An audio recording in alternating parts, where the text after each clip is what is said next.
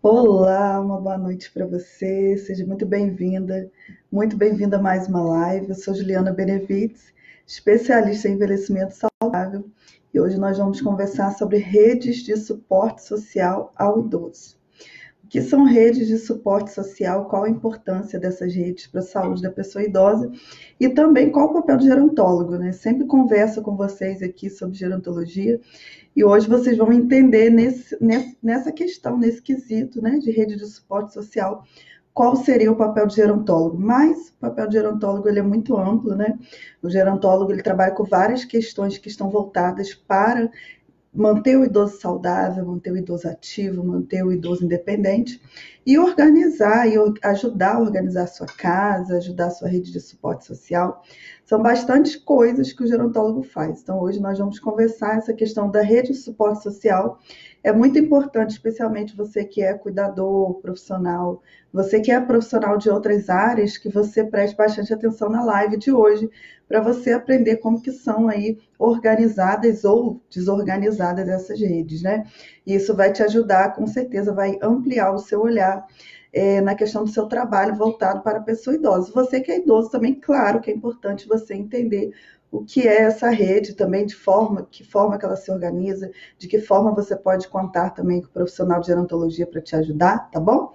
Mas antes de iniciar essa live, eu quero pedir a você também que assim que terminar a live, que você entre nos links aí que eu tenho nas minhas páginas, nas publicações, entre no meu canal do Telegram, se inscreva também no meu canal do YouTube, ative o sininho no canal do YouTube, tá bom?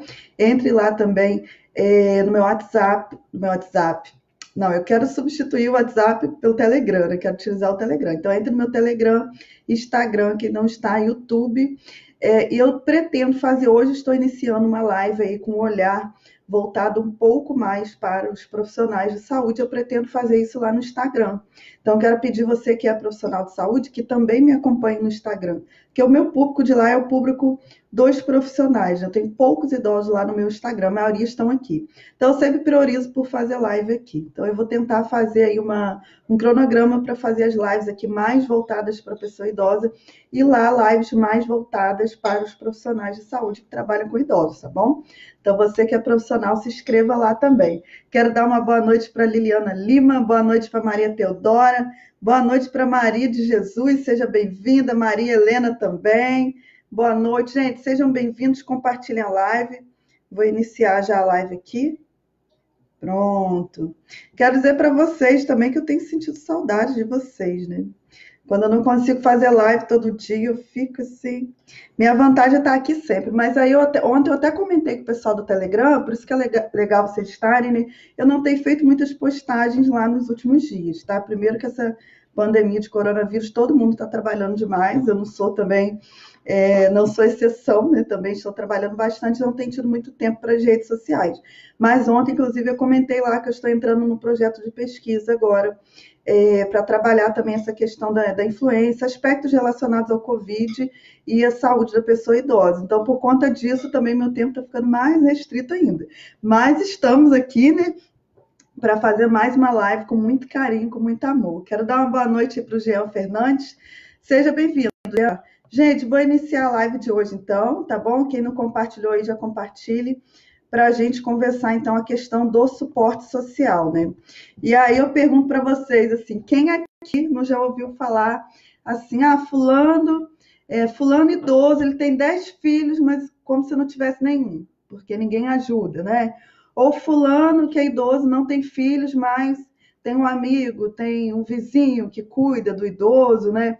Então a gente vê várias situações assim, em que às vezes um idoso ele tem uma família muito extensa, mas ele não tem um suporte social. Por outro lado, a gente tem idosos que não têm filhos, não geraram filhos, não casaram e tem uma rede de suporte social forte, né? E hoje a gente vai entender quais que são essas dinâmicas, né? Primeira coisa, a gente entender o que é rede de suporte social, né? Então a gente caminha entendendo assim, nós seres humanos somos seres gregários, né? Sempre falo aqui para vocês, nós desde que nascemos nós precisamos de outras pessoas. Então isso ao longo da vida a gente precisa muito mais, né? Quando a gente é bebezinho, a gente nasce, enfim, a gente não sobreviveria se não fosse com o auxílio dos outros. isso se estende ao longo de toda a nossa vida. Só que durante a infância, adolescência, juventude, nós temos várias pessoas, nós interagimos com vários grupos, né? E esses grupos são o que nós vamos chamar de redes sociais, né? São redes nas quais existe um laço, seja um laço de amor, um laço sanguíneo, vou falar um pouquinho mais à frente, um laço formal, mas pessoas que fazem trocas, né? Umas pessoas ajudam as outras. Isso acontece muito mais até a juventude, fase adulta. À medida que a gente vai envelhecendo, o que acontece? O homem, especialmente, aposentou, geralmente o homem, todos os amigos dele são amigos de trabalho. Então, ele se aposenta, ele começa a se isolar muito. A mulher idosa, geralmente, ainda não. A mulher idosa, geralmente, ela trabalha fora, mas trabalha em casa também, tem os amigos, né? Tem as amigas. Então, essa questão de isolamento ainda é muito mais forte para o homem idoso do que para a mulher. Mas o que acontece é que, à medida que a gente envelhece, nossos contatos sociais vão diminuindo, né? Alguns idosos conseguem manter, dependendo da trajetória de vida que tiveram, laços muito fortes com familiares, ou com amigos, ou colegas de trabalho. Outros não. Se aposentam, os laços se enfraquecem de uma forma que esses idosos ficam sozinhos, né? Isso pode acontecer por implicações de ações que esse idoso teve ao longo da vida, a trajetória, a história dele, por isso que a gente não pode condenar, né? Às vezes, quando a gente vê idosos assim em hospital, idosos abandonados, idosos que a família não quer cuidar, geralmente as pessoas logo condenam, mas sem conhecer a história do idoso. Então, a gente não sabe de que forma ele executou o papel dele ao longo da vida, né? Enfim, às vezes abandonou a família, tem várias situações aí. Então, tem idosos que vão se aposentar e vão perder esses laços, né? Outros não, vão ter laços fortalecidos. Mas o que a gente sabe é o seguinte, o homem idoso, especialmente, ele tende a enfrentar mais isolamento e perda de laços na velhice, e pessoas com uma renda mais baixa. Por quê? Quem tem uma renda mais alta, ele vai pagar uma academia, né? Ele vai fazer cursos, vai ser um idoso que vai viajar, vai ser um idoso que vai estar aí transitando dentro da sociedade, tem carro, tem todas as facilidades, né? Geralmente tem mais saúde, tem um carro para passear, viaja de avião, enfim, tem mais possibilidade de interagir socialmente. Quando é um idoso com menos renda, com mais problemas sociais, ele vai ter mais dificuldade aí para manter redes de apoio social. E a função dessas redes, né, eu vou detalhar um pouco mais para vocês sobre essas redes, mas a função das redes sociais, essas redes sociais de suporte ao idoso, primeiro é proteger o idoso, então a gente tem a proteção do ponto de vista legal, né, onde a lei e o Estatuto do Idoso, a Constituição Federal falam que a família, o Estado e a sociedade, né, têm o dever de proteger o idoso, de zelar pelo idoso. A gente tem, então, as redes que são formais, por exemplo, os familiares, eles são... aliás, quando a gente fala de redes formais, né, existem instituições, existem determinações legais que falam o que o SUS, por exemplo, qual a responsabilidade do SUS em relação à proteção ao idoso. Então, as unidades de saúde também seriam uma rede de suporte social ao idoso. As instâncias também da área social, como CRAS, como CREAS, como Conselho do Idoso, e a gente tem a parte também das instâncias informais, mas também legais, né? Então, instâncias informais, a gente tem, por exemplo, a família considerada uma rede de suporte informal, a família, tá? Porque não é formal, não é instituído legalmente, por meio de normas, então é informal. Mas a família tem obrigações legais. Mas dentro desse grupo aí de suporte social informal, a gente tem família, mas a gente tem amigos, a gente tem igrejas, a gente tem vizinhos, né? A gente tem vários grupos aí que, teoricamente, deveriam apoiar socialmente o idoso, e não só a família. Mas, além disso, essas redes têm uma importância muito grande, principalmente para idosos dependentes, né? Porque família, amigos, vizinhos são pessoas que vão ter um papel fundamental, em especial para idosos que têm algum tipo de deficiência física, ou têm algum problema cognitivo, como doença de Alzheimer, ou tem algum problema emocional, por exemplo, idosos depressivos, né? Idosos ansiosos, idosos com tendências suicidas. Tem a questão também dos idosos que precisam de suporte financeiro, então suporte do ponto de vista do auxílio material mesmo, né, para esse idoso sobreviver, para esse idoso realmente, de fato, ser protegido. E a gente também tem o suporte informativo. Dentro desse suporte informativo estaria eu aqui, né, também como uma rede de suporte social a você, vocês que são idosos, né? Já que eu estou aqui trazendo informações para trazer mais qualidade de vida para vocês, para auxiliar, fortalecer a autonomia de vocês e, portanto, que vocês tenham maior capacidade de tomar decisões que vão trazer qualidade de vida para vocês, que vão manter a independência, trazer mais saúde. Então, eu entraria aqui nesse informativo, né? Mas não só eu, como grupos informativos, que a gente tem também, geralmente, na Estratégia de Saúde e Família, nos CRAs, que são Centros de Referência de Assistência Social, que são esses grupos, né? A Universidade da Terceira Idade também, que eu trabalhei, são esses grupos que vão informar, vão trazer informações para poder o idoso ter condições de ter mais autonomia aí na sua forma de levar a vida, né? Antes eu quero dar uma boa noite aqui para a galera que chegou, deixa eu ver aqui, gente, antes de eu continuar, Laudiceia, Luca, Dina, Virgínia, Cleo Honorato, Maria Elivanda, os profissionais aí de saúde, gente, quem não compartilhou, não compartilhe, que essa live ela é especialmente destinada aí aos profissionais, para a gente entender essa rede de suporte social. Porque o nosso olhar geralmente é só o olhar legal, tá? Então a gente olha e imagina que o idoso tem tantos familiares, então ele tem uma rede de suporte social, mas geralmente não tem, tá? A gente vai conversando isso. Então, eu falei um pouco sobre essa importância, né, então, dessas redes de suporte social para proteger o idoso, para auxiliar o idoso, para compensar essas perdas, né, do ponto de vista físico, do ponto de vista emocional, do ponto de vista cognitivo, e também tem uma importante função nessas redes. Eu sempre falo para vocês assim, gente, para prevenir demências, né, para prevenir depressão, é importante que o idoso interaja socialmente. Eu não sempre falo isso para vocês, acho que vocês já ouviram falando aqui milhares de vezes esse mesmo assunto, é justamente isso, né? Essas redes, elas incentivam, elas contribuem para que o idoso conviva socialmente, né? Para que o idoso interaja com outras pessoas. E na medida que o idoso interage mais, ele tem menos problemas emocionais, ele tem menos depressão, ele tem menos ansiedade. Ele tem menos insegurança, que geralmente justamente esse fato da insegurança, do medo de ficar doente, não ter ninguém para ajudar, no medo de um salário mínimo dele, ele não ter condições de pagar o aluguel, de comprar a alimentação dele, de cuidar da saúde dele. Então, toda essa questão de insegurança, medo de estar sozinho, piora quando ele não tem essas pessoas de suporte, né? Quando ele tem, então ele se torna uma pessoa mais segura, menos ansiosa, ele tem menos problemas de coração, ele tem menos problemas emocionais, ele tem menos problemas cognitivos, por quê? Se ele conversa com mais pessoas, se ele interage mais, ele se torna um idoso mais ativo, não só do ponto de vista físico, né? À medida que ele visita pessoas, as pessoas visitam ele, provavelmente, mas ele se torna também ativo do ponto de vista cognitivo, tá? Então, é um idoso que tem mais amigos, que tem mais familiares, é um idoso que passeia mais, né? É um idoso que provavelmente está mais independente, isso contribui muito para a independência dele, que é o idoso que está só, ele anda menos, ele caminha menos, ele faz menos atividade física, né? E o idoso que tem uma rede mais expandida aí de pessoas que auxiliam, ele tem mais saúde. Então, favorece essa questão, né, da sociabilidade, traz mais segurança para o idoso, traz mais autoestima para ele também. E especialmente os idosos que não estão acostumados, né, a estar sós, que não trabalharam isso que eu sempre trabalho aqui com vocês, que é a independência emocional, tá? 99,9% das pessoas, elas são dependentes do outro. Quando a gente fala de precisar, né, quando eu falei no início, nós somos seres gregários, né?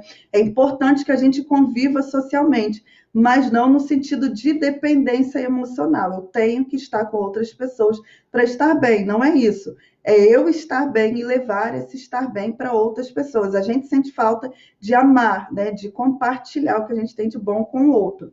A questão é que a maioria dos seres humanos são dependentes. E aí, quando envelhecem, esses círculos sociais diminuem, e essa pessoa ela fica mais suscetível a ter doenças aí, depressão e muitos outros problemas, né? Então, é muito importante para o idoso manter uma rede social forte para ele ter mais saúde, inclusive saúde emocional, ter mais autoestima também. Só que aí vem os problemas, gente. Quero dar uma boa noite aqui para... deixa eu ver, Glaciete entrou aqui, Marta Tavares também. Eu quero dizer para vocês dos problemas que a gente tem nessa rede de suporte social, né? Muitas vezes, gente, existe um desacordo na família, né? E aí entra o que eu estava falando com vocês no início da live. Às vezes uma família é grande, uma família é extensa, mas não existe um acordo ali de cooperação. Essa dificuldade pode acontecer, como eu falei, por conta da história do idoso, né? A gente tem que conhecer a história desse idoso, ou pode acontecer também, porque se tem muitos filhos, e à medida que ele tem muitos filhos ou tem muitos familiares, ninguém se responsabiliza por nada. E aí vai entrar o papel do gerontólogo, né? Às vezes não é que a família não quer, mas um conta, por exemplo, tem 10 filhos, né? Então um conta com o outro e ninguém faz nada, o idoso fica sozinho.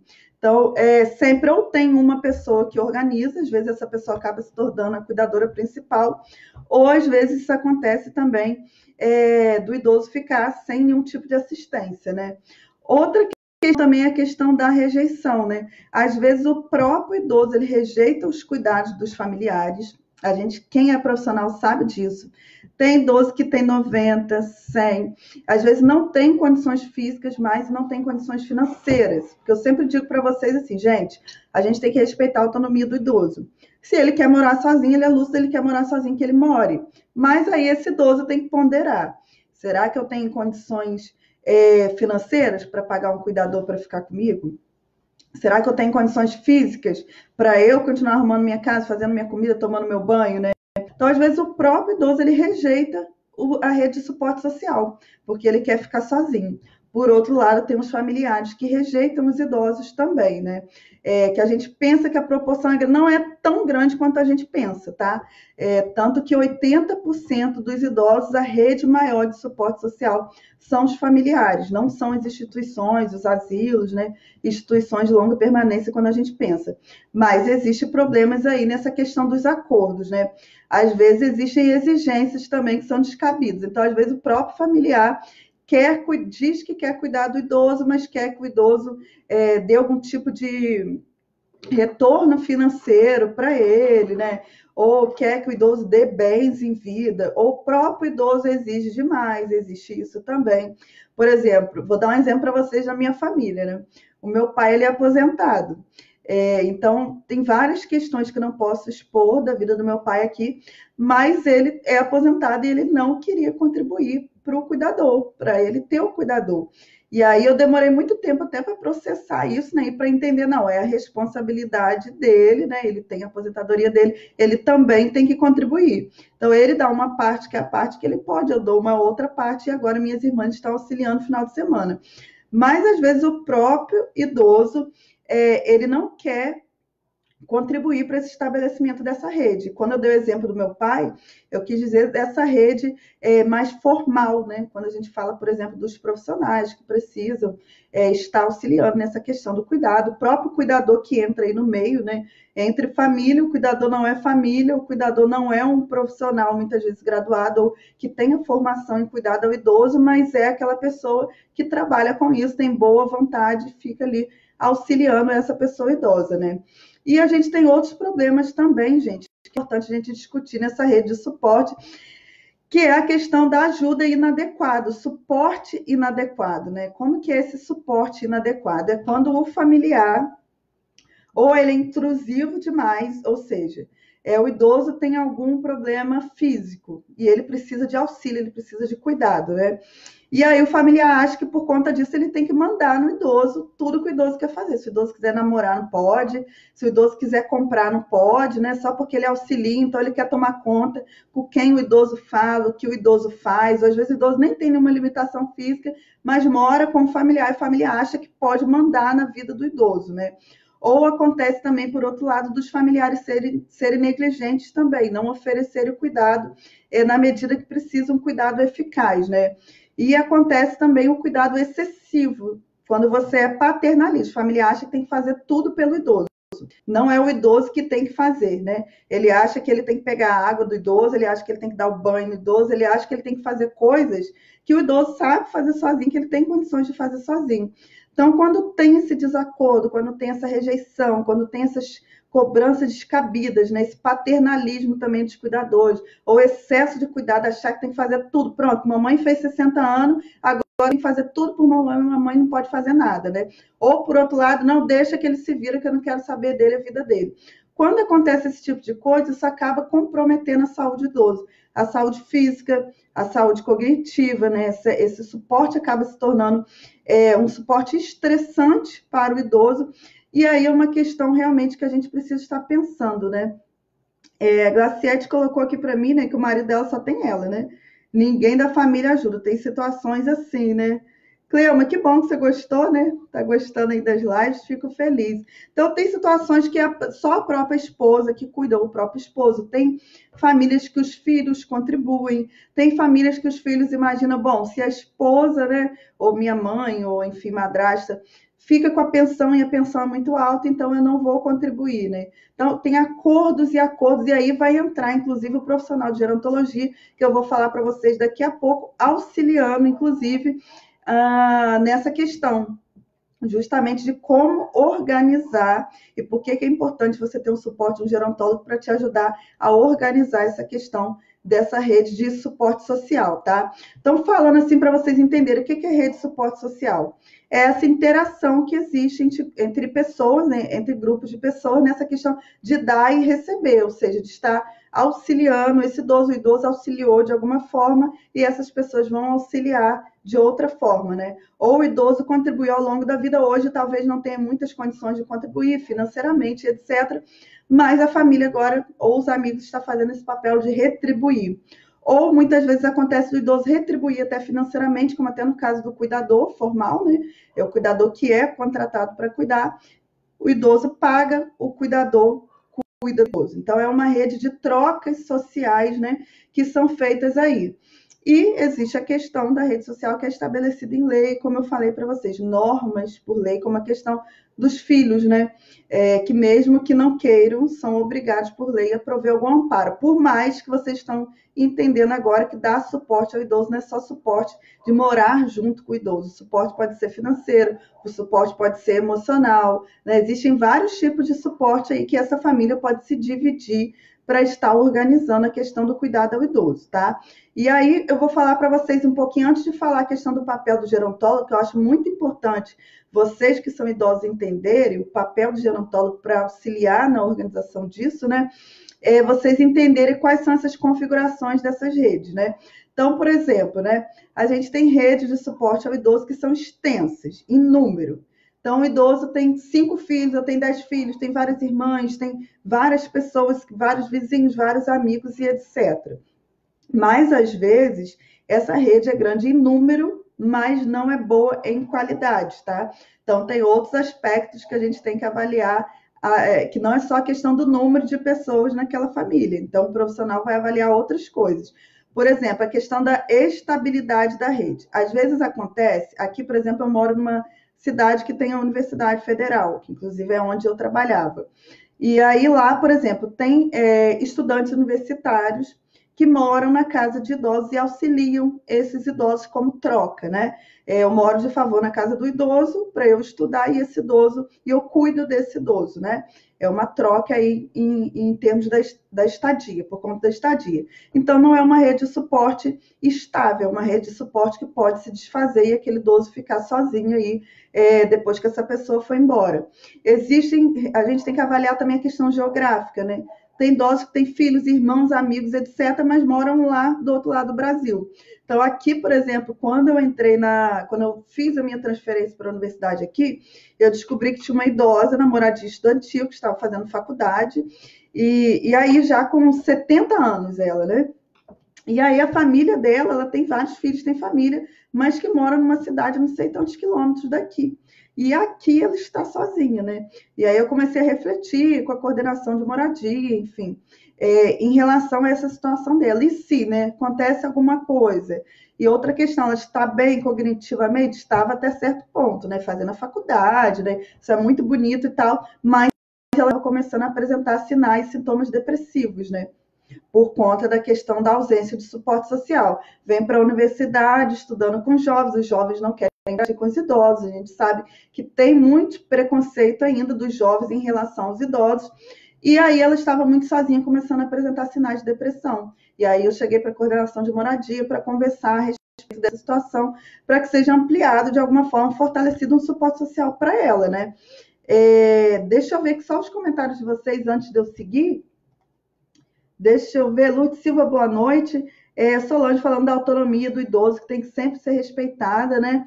E a família tem que colaborar para isso. É isso mesmo, né, Sol? mas infelizmente a família às vezes ela fica nessa ponte, né, dos estreitos.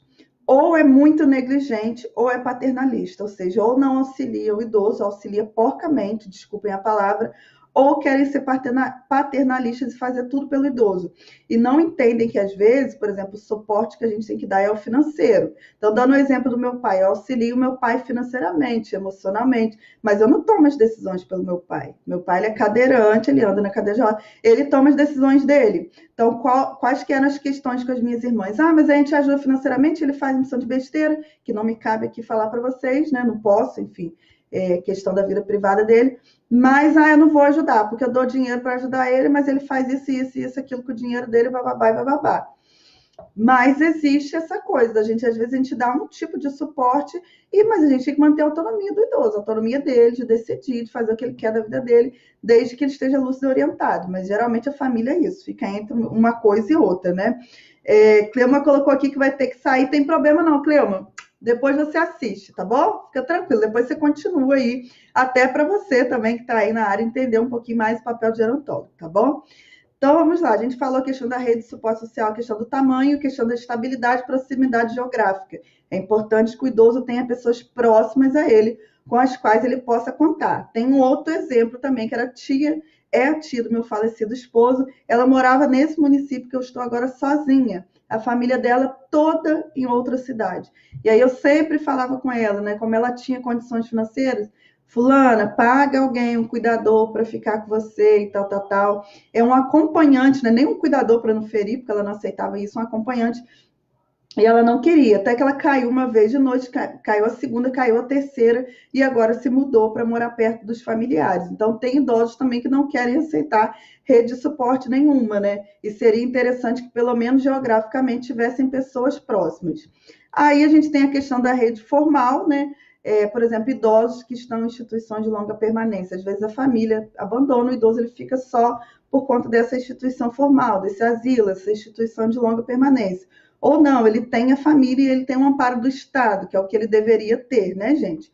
Ter o posto de saúde funcionando, né? Ter o SUS funcionando bem, ter o centro de referência de assistência social também, a previdência social com bom atendimento ao idoso, atividades culturais, tudo isso seria um suporte aí formal, que infelizmente não funciona da forma que a gente deveria funcionar. Mas o principal aqui, fechando para falar o papel do gerontólogo, é a questão da ligação afetiva. Então, você que é idoso, né, e você que é profissional tem que avaliar isso, não adianta o idoso ter uma família extensa, ter um mundo de amigos, ter uma família enorme, se ele não tem, se não há uma ligação afetiva, né? Então, mais importante do que a quantidade, do que suporte formal e informal, do que proximidade geográfica, é a ligação afetiva que esse idoso tem com essas pessoas, né? Essas trocas, elas acontecem por obrigação ou elas acontecem de forma afetiva. Por exemplo, a família, os vizinhos, os amigos, né? As pessoas da igreja, existem essas pessoas que, de fato, fazem essas trocas com o idoso, ou seja, amparam o idoso em uma dessas dimensões que eu falei,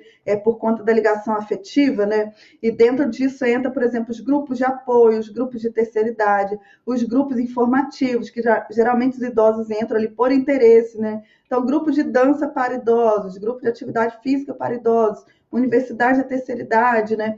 São formas que o idoso encontra de ter apoio social, e quando a gente estuda, a gente entende que os grupos de apoio ao idoso, esses tipos de grupo, né? E o trabalho dos profissionais gerontólogos, profissionais psicólogos, são super importantes para o idoso ter essa sensação de bem-estar, né? De felicidade, de alegria com a própria vida, né? E aí, eu queria falar para vocês, então, um pouquinho a questão do papel do gerontólogo, né? Nessa questão de organização de redes. Então, a gente entende que não adianta ter números, que o importante é ter essa questão de laço afetivo mesmo, e é isso que a gente tem que avaliar. Quando a gente atende um idoso, quando o gerontólogo atende o idoso, o olhar dele não vai ser para números, o olhar dele vai ser para a qualidade desse suporte, porque é disso que vai depender, como eu falei, a saúde emocional do idoso, a saúde física. Quanto mais intenso for esse suporte, quanto mais amor, quanto mais fortes forem esses laços, mais esse idoso vai ser independente, mais vai ter autonomia, mais vai ter alegria, menos depressão, menos ansiedade. Então, mais saúde, mais qualidade de vida para esse idoso, tá? O gerontólogo ele vai conhecer essa rede, o gerontólogo ele vai organizar essa rede e ele vai também desenvolver estratégias para fortalecer essa rede, para fortalecer o idoso. Como que o gerontólogo faz isso? Existem, por exemplo, algumas formas de você avaliar a rede social do idoso, algumas ferramentas, tá? Para o idoso que não está aqui, não entende muito, estou falando um pouquinho técnico, mas vocês vão entender.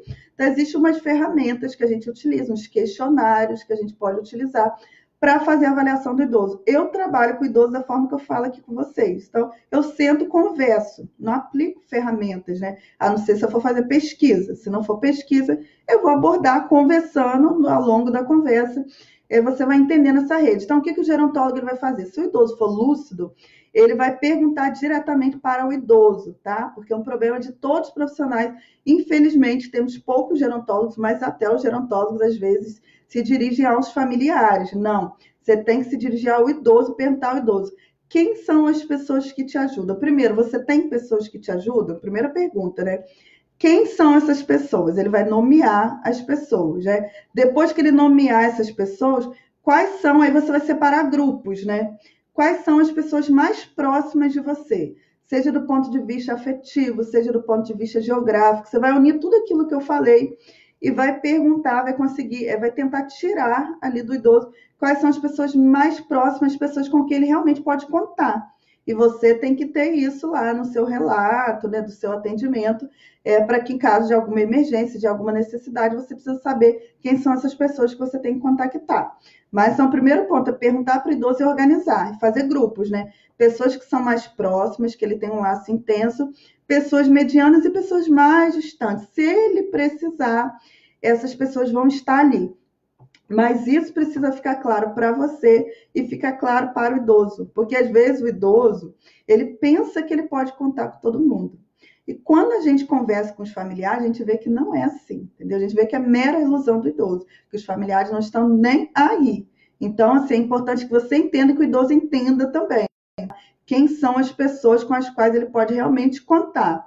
Outro ponto, né? Essas pessoas. Então, ele falou quais são as pessoas, nomeou e falou quais são as mais próximas. Aí você vai perguntar para o idoso, então, essas pessoas são o quê? São seus amigos? São seus familiares? São profissionais? Você vai organizando. Muitas vezes você vai ver que o idoso ele tem um vínculo muito mais forte ou com profissionais, ele confia muito mais nos profissionais, por exemplo, idosos, onde no bairro deles ali tem estratégia de saúde da família, né? Ou tem um CRAS, às vezes ele tem uma confiança muito grande nesses profissionais.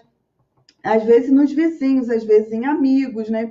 Eu já atendi casos, por exemplo, de idosos que moravam. Recentemente eu atendi um idoso, inclusive, com câncer. Ele descobriu câncer, o câncer já estava avançado, câncer de garganta e etc. Enfim, ficou sem falar. E aí, quando foi para o hospital junto com. Foram os familiares e foram os patrões. Aí, na hora que eu fui conversar com ele, fui chamar as pessoas, né, para fazer a ficha. Aí eu conversando, eu falei assim, mas quem que é aqui, quem que é o responsável, né? Aí chamei as irmãs. Aí as irmãs falaram, não, conversa com ela. Aí eu falei, mas ela não é a patroa? Não, mas ela que é a responsável. Porque esse idoso, ele morou muitos anos com trabalhou na fazenda dessas pessoas, e aí desenvolveu um vínculo, se aposentou, continuou morando lá, então o vínculo dele era muito maior com os patrões, e os patrões queriam cuidar dele. Então, a gente não tem que seguir essa coisa de a família que tem um laço mais forte. Não, às vezes o laço mais forte é com os amigos, é com vizinhos, são com colegas da igreja. A gente tem que organizar as coisas como elas são e entender como elas são e não como a gente quer, tá? E aí saber, então, são família, amigos ou profissionais. E também ver qual é a avaliação dele, porque às vezes você consegue ter um olhar acerca daquilo, o idoso ainda não tem. Qual é a avaliação dele acerca desse suporte que ele tem? Ele acha que ele tem um bom suporte, ele acha que o suporte é insuficiente, ele acha que as pessoas, como eu falei anteriormente, estão passando por cima dele, né? Estão sendo paternalistas e etc. Isso é importante a gente considerar também. Então, a gente tem que compreender isso e a gente ajudar também a questão da distribuição de responsabilidades. Porque, como eu falei, às vezes a família quer ajudar, mas é tudo bagunçado, é tudo desorganizado. Então, o profissional de gerontologia vai organizar isso. Então, quem pode ajudar financeiramente? Com quanto, né?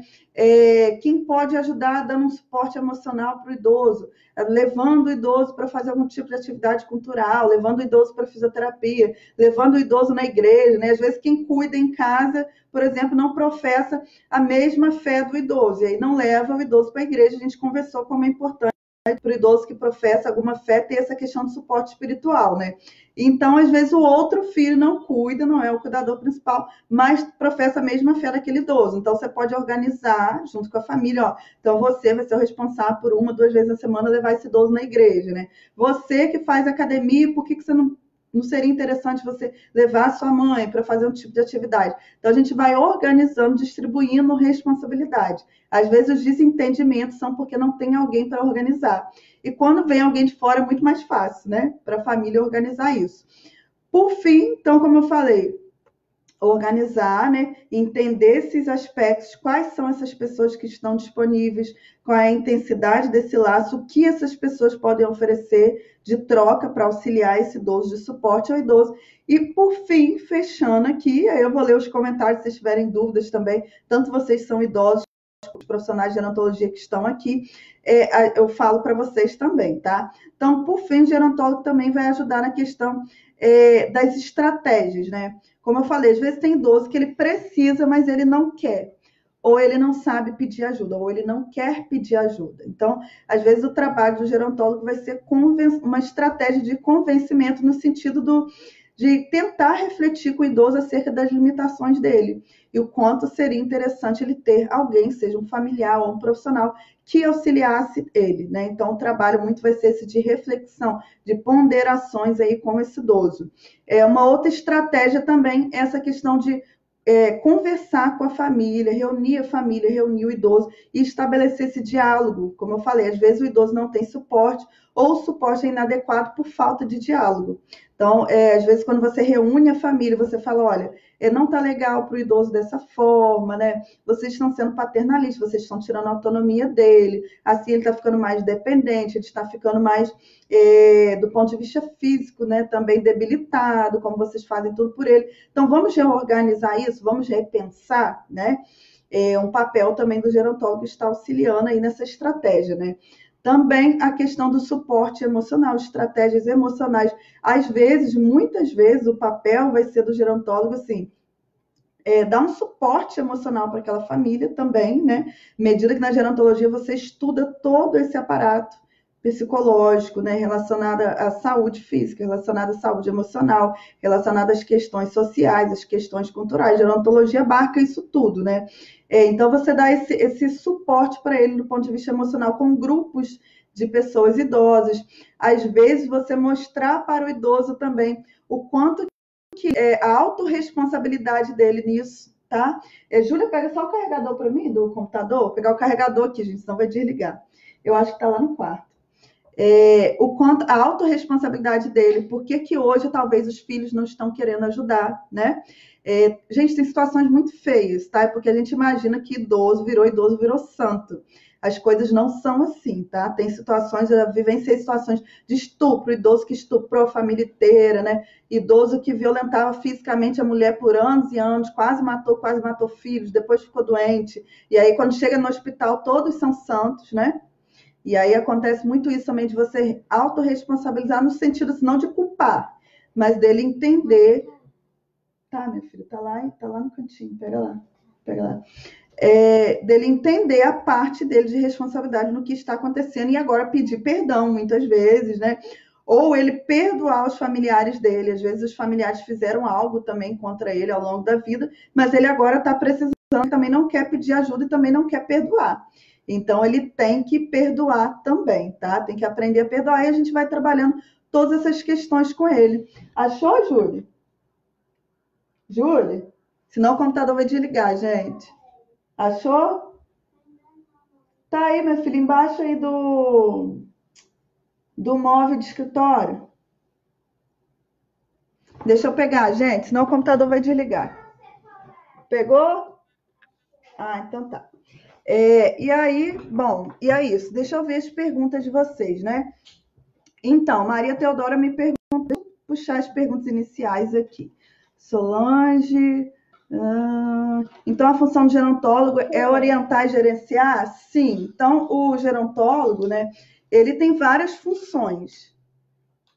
Botou, Júlia? Vira de lá. Aqui não tá dando, não. Calma aí, gente. Puxa aí, meu filho. Bota no cantinho, senão vai desligar. Que dobrada aí? Tem alguma coisa errada aí. Calma aí, gente. Se o computador desliga, acaba a live. Ai, Jesus, se eu soltar aqui, gente, eu tenho mania de prender para botar meu cabelo de lado aqui, só Jesus.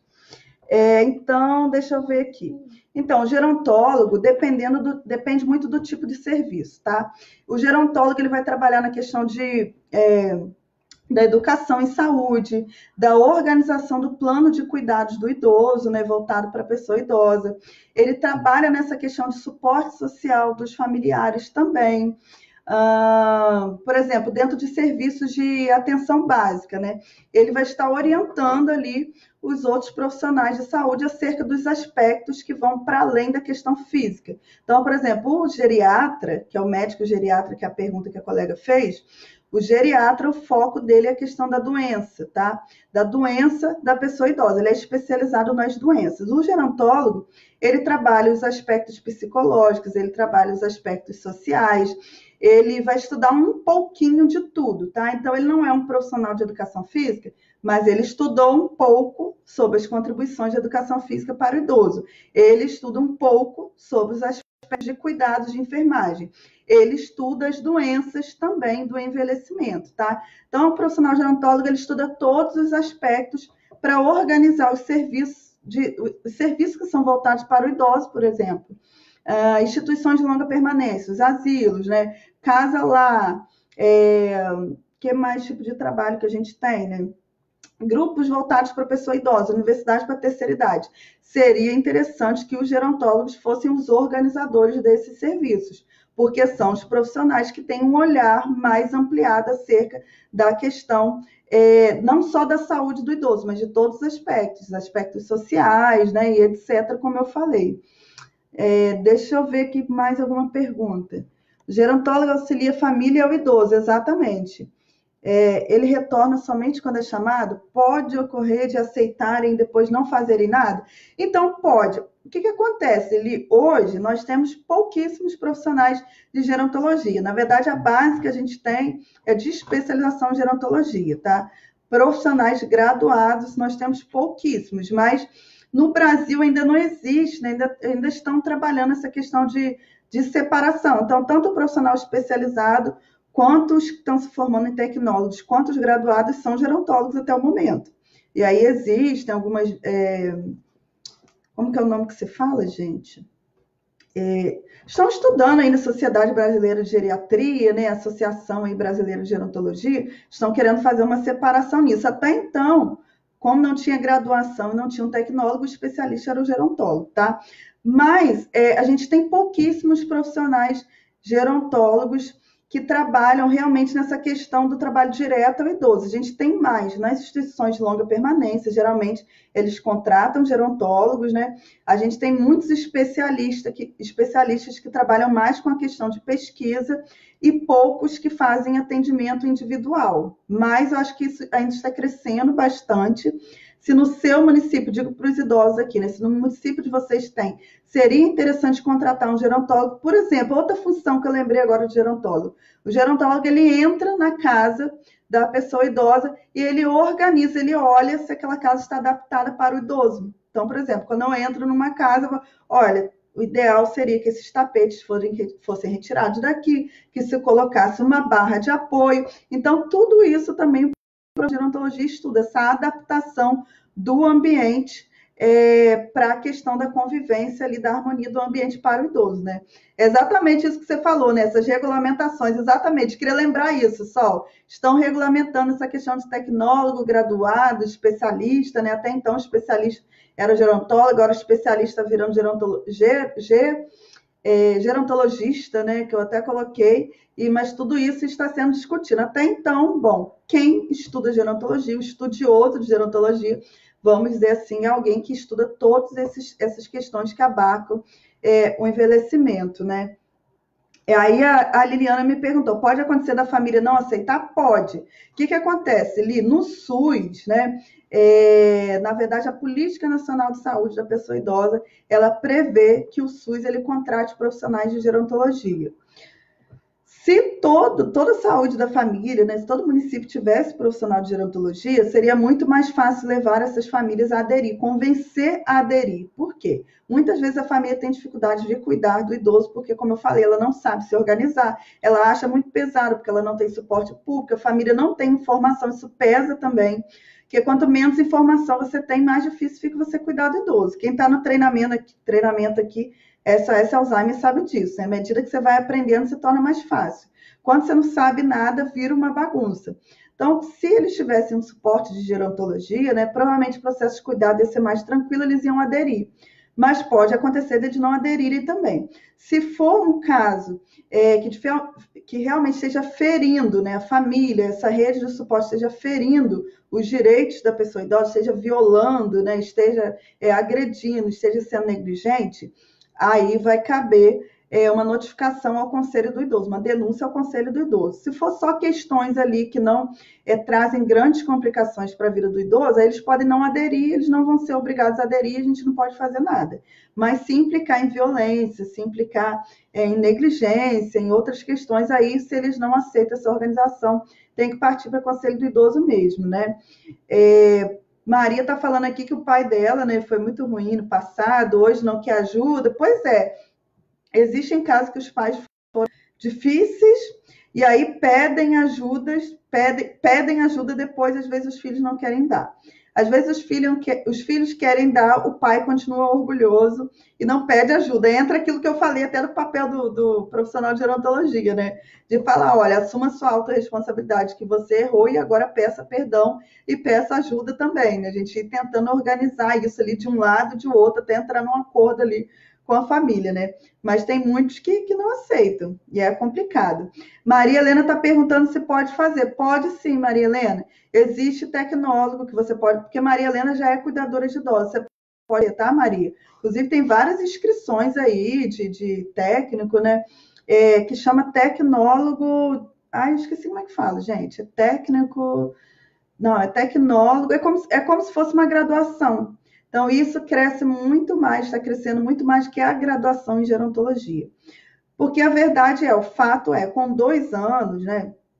Se você for um estudante dedicado, você vai aprender muita coisa, tá? Claro que você tem que ler muito mais. Porque, por exemplo, eu trabalho há 10 anos com pessoas idosas, então eu leio milhares de livros sobre pessoa idosa. Para chegar num patamar de conhecimento, tem que ler muito, não é 2 anos, mas com 2 anos já faz um atendimento maravilhoso ao idoso, né? Agora, tem que ir se aprofundando muito mais, né? Então, na verdade, a tendência é que se diminua esses cursos muito extensos, né? Por exemplo, serviço social faz 4 anos e meio, psicologia 4 anos e meio, educação física, acho que por aí, né? Então, hoje a tendência é que se diminua, porque a gente sabe que parte, pelo menos das graduações que eu conheço, né? Grande parte do conteúdo ali, você não tem prática para aquilo ali. Então, seria fazer um conteúdo intenso com aquilo que você realmente utiliza, né? Mas você pode fazer sim, Maria Helena, a gerontologia, tá? Inclusive é muito indicado para você que já gosta de trabalhar com idosos há muito tempo, né? Só colocou que ama gerontologia, vai concluir esse ano, né? Deixa eu ver. Bom, então é isso, gente. Eu acho que é isso. Acho que a gente já tirou algumas dúvidas hoje. Acho importante que vocês compartilhem essa live, especialmente com os estudantes de gerontologia, com os profissionais. Um dos grandes problemas que a gente tem em hospitais, em outras instituições que trabalham com idosos, é esse conflito. As pessoas não entendem que rede social não é rede social só formal, não é número, né? É qualidade, é intensidade de vínculo, é repartição, distribuição, com quem esse idoso pode contar, fazendo o quê, quais pessoas podem fazer o quê, né? Às vezes tem um vínculo muito forte com uns, esses não podem auxiliar financeiramente. Então, toda essa avaliação aí o profissional tem que fazer e tem que entender. E mesmo quem não seja da gerontologia não vai fazer a avaliação, mas é importante você entender que existem essas dinâmicas, né? Que são dinâmicas de cada família é dinâmica, a gente tem que entender isso, tá bom? Deixa eu ver, Lili falou a questão, deixa eu ver, Lili. Ah, Maria colocou que tem que ler muito, né? Tem que ler bastante, Maria, isso aí mesmo. Liliana ficou na dúvida de pós ao tecnólogo, né? Então, Lili, menina, olha, eu não sei te dizer o melhor. Eu vou te falar uma coisa, Lili, eu acho, depende da sua perspectiva, tá? Se a sua perspectiva, por exemplo, se você tiver a perspectiva de assumir um trabalho maior no sentido assim, de repente estar sendo uma gerente, uma coordenadora de grandes serviços voltados para pessoas idosas e tal, eu acho que seria interessante a graduação. O fato é, né? Agora a gente tem essa questão do coronavírus que estão falando muito essa questão dos idosos e em vários países os idosos estão em evidência. Isso vai ser bom para profissionais de gerontologia, né? Eu acho que é interessante a graduação de gerontologia. Eu acho assim que você vai ter mais uma formação, entende? Porque tem instituições que elas contratam pela sua especialização. Tem instituições que contratam e futuramente a tendência é que à medida que o SUS realmente comece a ampliar o número de gerontólogos, né, em todas as cidades, a tendência é que eles contratem gerontólogos, por exemplo, né? A tendência é que as instituições contratem gerontólogos formados, já que agora está crescendo a graduação em gerontologia. Como o tecnólogo eles são 2 anos, né? Eu acho que é interessante, assim, você ter mais uma formação. Mas pensa direitinho, ver qual é a sua proposta de trabalho, o que você pensa para a vida, né? Você pretende continuar trabalhando no seu ramo, tendo um conhecimento maior de idosos, né? Ou você pretende, de repente, fazer algo maior, né? Ter contratos com instituições privadas, com instituições públicas, se você quiser esse tipo de contrato além, aí eu acho que seria interessante o tecnólogo, tá? Agora, se você quiser continuar fazendo o seu trabalho só particular, aí de repente não seria interessante, seria só após mesmo para acrescentar, aí você falar, não, eu sou psicopedagoga, tenho especialização em gerontologia, depende da sua visão e do seu direcionamento, tá bom? Lud Silva, né, falou, expliquei direitinho, Lud? Ai, que bom, gente, que eu consegui uma profissão um pouco conhecida, né? Tanto a especialização quanto tecnólogo, né? E graduação, então a gente tem que falar um pouco sobre ela. E eu vou me dedicar, inclusive, a fazer isso mais lá no Instagram, tá? Porque o perfil lá são de profissionais, lá é engenheiro, psicólogo, é médico, é não sei o quê, né? E eu fico falando, como eu falo muito de idoso lá, quando eu faço lives lá, eu não tenho grande público, porque eu fico falando dicas para o idoso, seria interessante eles aprenderem para eles ensinarem para os idosos, mas eles não querem, eles querem uma linguagem mais técnica, né? Então, estou pensando em uns conteúdos de gerontologia e trabalhar lá, tá bom? Mas a gente vai vendo. Bom, gente, acho que é isso, né? Fomos aí 52 minutos de live. Eu juro para vocês que eu achei que a live de hoje seria mais rápida, mas foi a live mais extensa aí dos últimos tempos. Mas tá bom, gente. Olha, um beijo para vocês. Galera que terminou o treinamento SOS Alzheimer, sexta-feira será a nossa live horas. Coloquem as perguntas de vocês lá, se vocês tiverem, tá bom? E aí, deixa eu ver o que mais, né? Treinamento. Acho que só isso. Então tá, que bom, Lili, que você gostou, Maria Teodora também. Eu vou pegar alguns conceitos aqui, sim, tá, gente? Alguns conceitos de gerontologia para a gente trabalhar com profissionais aí, tá bom? Acho que vale a pena porque tem muitos profissionais também na página. A gente tem os idosos que também acho que a minha linguagem não fica uma linguagem técnica, mas assim, são esse termo, né? É um conceito, né? Rede de suporte social idoso é um conceito. Você trabalhar essas separações, essas categorizações, são conceitos também. E são coisas que eu não faço muito em lives com os idosos, mas é interessante para eles entenderem e também para vocês no trabalho aí também, tá bom? Maria, o próximo curso provavelmente vai ser de cuidados paliativos, tá? De cuidados paliativos, discutindo a questão também da bioética. Cuidados paliativos e bioética, tá? Fazendo essa discussão de fim de vida. Até quando, quais são as medidas de suporte, até que quando a gente deve fazer tais e tais coisas, né? Como deve ser o suporte social, psicológico, médico, enfermagem e etc. Então, provavelmente vai ser de cuidados paliativos, só que eu vou jogar para... Não vai ser agora, vai ser em maio. Por quê? Porque eu entrei num projeto de pesquisa agora, né? Junto com a galera da UFO, FRJ, Fiocruz, e sobre essa questão do coronavírus. E aí, esse mês, por exemplo, vou estar bastante enrolada. Eu ia lançar esse mês. E aí vai ficar para maio até delinear as coisas direitinho lá da pesquisa, tá bom? Então é isso. Ai, Maria, olha, esse é o assunto que eu mais gosto. Toda hora eu falo que eu tô indo, não vou. É o assunto que eu mais gosto, porque eu estudei cuidados paliativos pra caramba, né? Meu mestrado eu discuti cuidados paliativos em idosos, né?